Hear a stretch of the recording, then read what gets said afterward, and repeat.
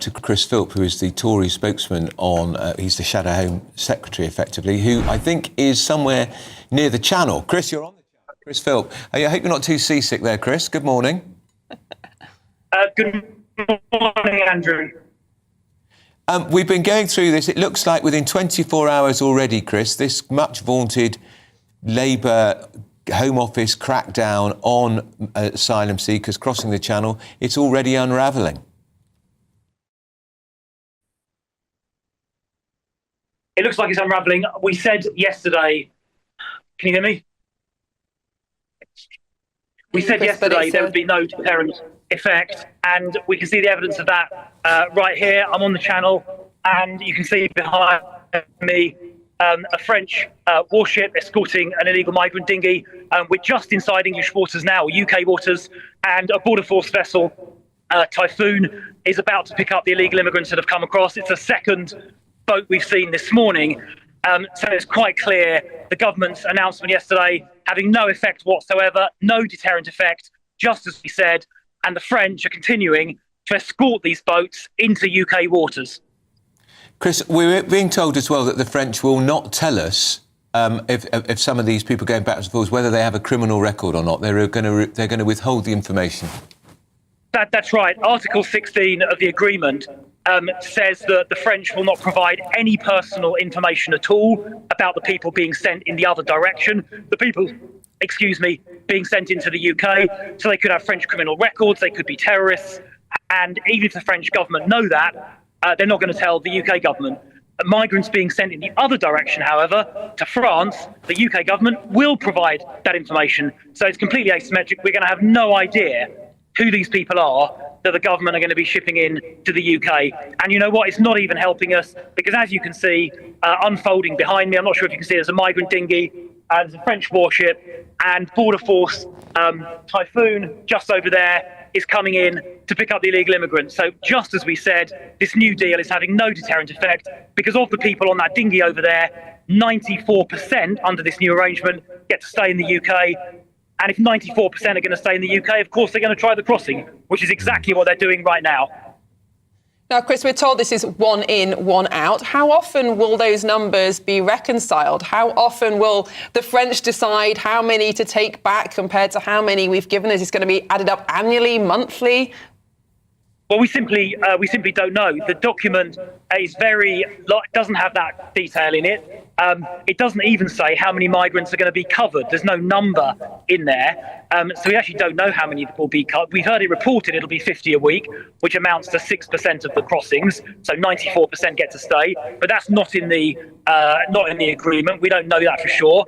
What we do know is that if migrants lodge a so-called suspensive claim, for example, a modern slavery claim, that means they won't get sent back to France.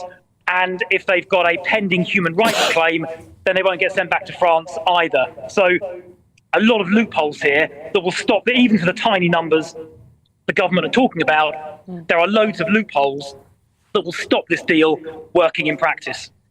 How could a Tory government, Chris, stop this Royal Naval vessel escorting a dinghy of migrants across the Channel? Well, so my view firstly is the French should be stopping these boats near French shores.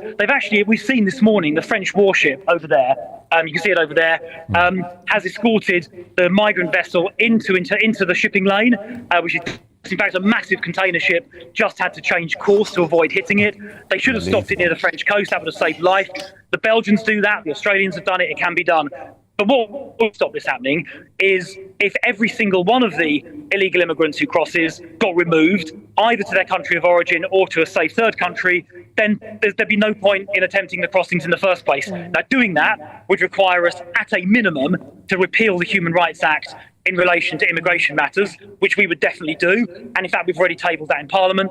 It might also need us to come out of the ECHR, and Lord Wolfson is going to report on that in just a few weeks' time. So we would do whatever it takes to ensure that not 6%, but 100% of illegal arrivals get removed. And if the illegal immigrants in Europe know they're going to get removed 100%, they're not going to bother attempting these crossings in the first place.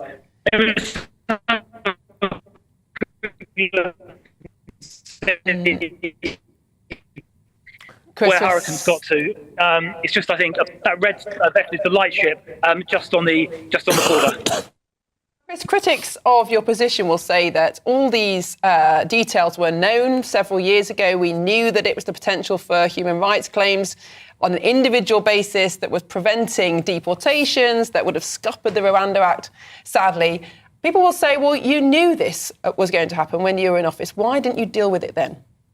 Well, we did pass the Safety of Rwanda Act, which yes, but took a while. without that suspension of the Human Rights Act. Well, it did actually, the Safety of Rwanda Act did actually disapply most of the Human Rights Act in relation to the Rwanda scheme. So I think it would have been effective, but we want to go even further now and repeal the entire Human Rights Act in relation to all immigration matters. So the French apparently are now trying to pick up the life jackets from the migrants. I was looking at the migrant dinghy now. Apparently the French are picking up the life jackets from the migrants, presumably so they can give them to some other illegal immigrants back in France. That's happening right in front of me now. Astonishing. It is astonishing. Chris, this is a pilot scheme, the government say. It lasts for 11 months. Do you think it's going to last a month? Well, I mean, to be honest, we don't know much detail. It's got a sunset clause next June, which is before the next summer's season. But to be honest, it's not going to work because for two reasons. Firstly, there are loads of legal loopholes, which I've talked about already. And secondly, it's not going to have a deterrent effect because only 6% of migrants are going to get sent back to France. So the whole thing is not going to work. And the fact that today, the first day the deal is in force on the channel, I've already in the last half an hour seen 2 boatloads of migrants crossing, shows already in real time today, as I'm standing here, that the government's plan is not working already. All right. Sorry. So, Chris, supporters of asylum seekers would say that they're taking huge risks across the channel. They must be very desperate, fleeing very difficult circumstances in order to make that crossing. What would be your response to that? Sorry, say that again, Miriam, I didn't quite hear you. Apologies, I don't think the line is the clearest. Supporters of asylum seekers would say that people making this crossing are taking their lives into their hands, they're taking enormous risks, they must be very desperate and fleeing a difficult situation in order to take that risk. What would you say to that? Well, I mean, they're leaving France, right? These people on this boat just over there, a couple hundred metres away from me, this morning left France. They left the Gravelines beach, which is near Dunkirk. France is a safe country. There's no war happening in France. No one's getting persecuted in France. France has a well-functioning asylum system. Not a single person on that boat over there is fleeing war in France. Right, because the trip is completely unnecessary. They were in a safe country already. They probably travelled through Belgium, probably Germany as well, on their way to France. So this trip is totally unnecessary from a humanitarian point of view. Totally unnecessary. They were in a safe country already, France. Chris Philp, Shadow Home Secretary. In the middle of the English Channel. Yeah, Britain's news channel live from the English Channel. Great to talk to you, Chris, but how embarrassing for the government. I mean, that's quite clever by the Tories, because normally that's the sort of thing Reform do, to get a boat on the channel to see. Well, he's already spotted 2 boats already. Yeah, incredible. But and the Royal Navy helping out. Yeah. The Royal Navy, which acts increasingly as an Uber service for migrants to cross the channel. But he's absolutely right. What kind of deterrent is it? There's a tiny, tiny chance that you'll be deported back to France, where you can try again. Yeah. It's not very high risk, is it? No. Less than 6% are going to be deported. And it seems not even that many, because as Catherine was pointing out, there's all the loopholes. They're going to tie it up in knots. And also, how are they going to exchange these people? I've got visions of, like in a James Bond movie, where they have a prisoner swap. Yes, yes. At arm's length. Anyway, we'll see. Well, this is what the Home Secretary, Yvette Cooper, said yesterday. We will provide regular updates. People will be able to see how many people are being detained, how many people are being returned, and it is right that we should be transparent about that.